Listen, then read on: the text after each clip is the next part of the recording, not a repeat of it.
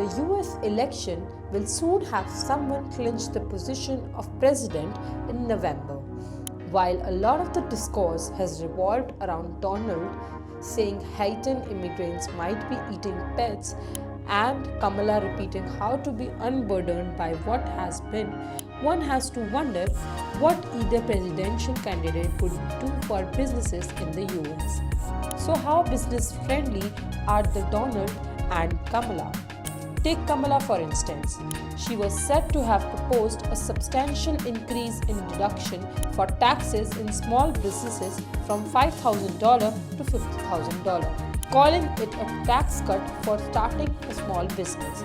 So now, SCs could use the tax deduction across years or get the deduction once there's a profit. According to her, there's a plan to make filing taxes for businesses easier and cheaper. But maybe many small businesses in their larval stages wouldn't be generating significant taxable income. She has also pledged that in her first term, about 33% of all federal contract dollars would go to small businesses. But would small businesses always have the resources for larger government contracts? There is said to be an ambition to reduce the red tape for small business owners and make it easier for them to obtain occupational license for workers and businesses to operate across state lines. And what about beyond the startup sphere? Kamala is said to be proposing to increase the corporate tax rate from 21% to 28%, which her team says is a fiscally responsible way to put money back in the pockets of working people and ensure billionaires and big corporates pay their fair share. Maybe large corporations would somehow find a way to offset this. But what about a medium-sized company? Would they have the flexibility to absorb this kind of increase? Would it mean they would have to cut costs elsewhere?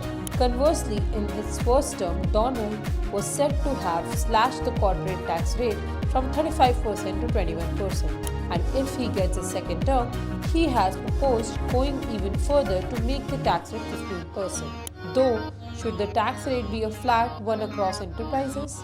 Maybe a 15% tax rate could disproportionately benefit a bigger corporation, but a smaller entity would not see a significant tax benefit. So maybe the tax advantage might not trickle down. On top of that, Kamala was said to have proposed a 28% tax on long-term capital gains for top earners, which just might take it harder for startups to attract investment from more wealthier backers.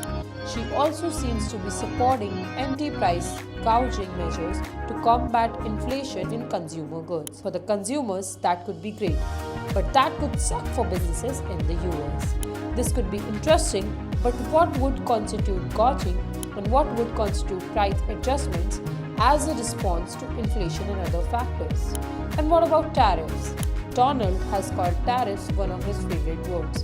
His policy is set to include tariffs as high as 60% on goods from China, while goods imported from other countries could go between 10% to 20%. In theory, that could better protect domestic industries against China, but if there is a business relying on international supply chains, they would have to pay more, probably leading to higher prices for consumers.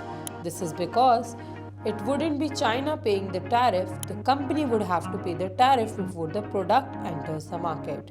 Alternatively, it could mean that the importer would pick a cheaper alternative from another country and may even mean businesses would better engage with business in the US itself. So it's complicated.